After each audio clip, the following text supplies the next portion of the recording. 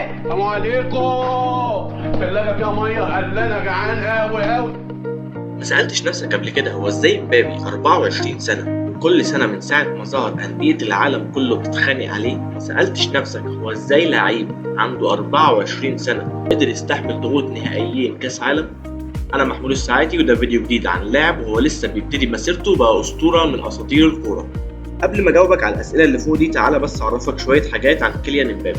مبابي مواليد 20 ديسمبر سنة 98، يعني قرب يتم ال 25 سنة. عنده 3 جنسيات، جزائرية نسبة لأمه فايزة العمري اللي كانت لاعبة كرة يد فرنسية، والجنسية الكاميرونية نسبة لأبوه ويلفرد مبابي اللي كان لاعب ومدرب كرة قدم، والجنسية الثالثة وهي اللي اختار اللاعب تمثيلها اللي هي الجنسية الفرنسية. في كتاب سيرة مبابي الذاتية بيقول إنه كان بيرفض الهدايا اللي ملهاش علاقة بالكورة، وكان بيحول ألعابه إلى جمهور على الكنبة لما كان بيلعب كرة في البيت.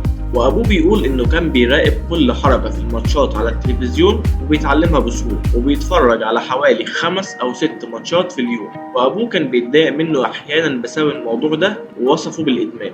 ومبابي كان بيقضي النهار كله في لعب الكرة في الشارع، وفي وقت النوم كان بيستخدم كورته زي مخدة وينام عليها علشان ما يضيعش وقته في البحث عنها لما يصحى تاني يوم. بدأت مسيرة مبابي الاحترافية مع نادي موناكو سنة 2015، وفضل معاهم لحد ما جاله عرض من باريس سان جيرمان سنة 2017 موسم واحد على سبيل الإعارة مع إلزامية الشراء بمبلغ 180 مليون يورو. وبعدها بكام شهر مبابي كان بيلعب مع منتخب فرنسا في كأس العالم روسيا 2018.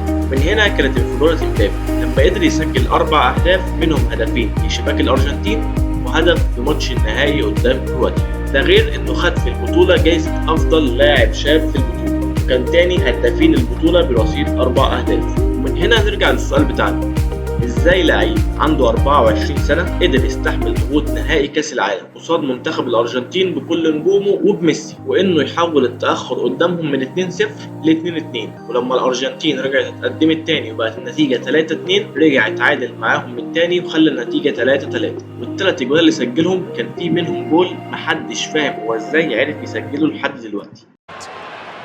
أدريان رابيو، كيليان مبابي يعادل. يا راجل ده انت كافر. علشان اجاوبك على السؤال ده تعال احكي لك حكايه من ماضي مبابي يمكن توضح السبب. تعال مبابي كان بيشارك في المسابقات اللي بتنظمها المدرسه، وكانت اول بطوله شارك فيها مختلطه بين جميع طلاب وطالبات الصف السادس والسابع والثامن والتاسع، واللي هيكسب البطوله هيفوز بكاس بلاستيك بقيمه 2 يورو. وعلشان يقدر يشارك فيها كان لازم يعمل فريق، ومبابي كان بيتحايل على البنات علشان يوافقوا يدخلوا الفريق بتاعه ويكمل العدد، لدرجه انه وعد بنت منهم انها لو لعبت كويس وكسبوا الكاس هيجيب لها كراسه تلوين جديده.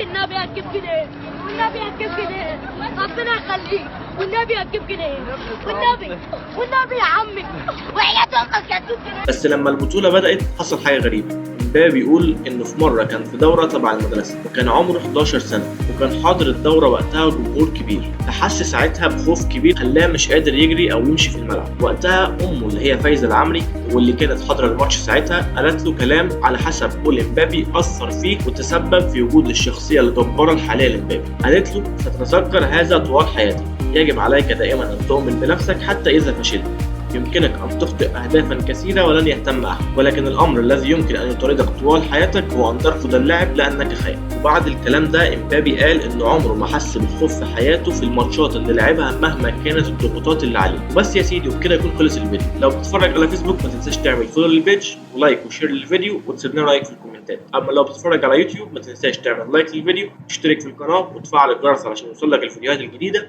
وبرضه تسيب رايك.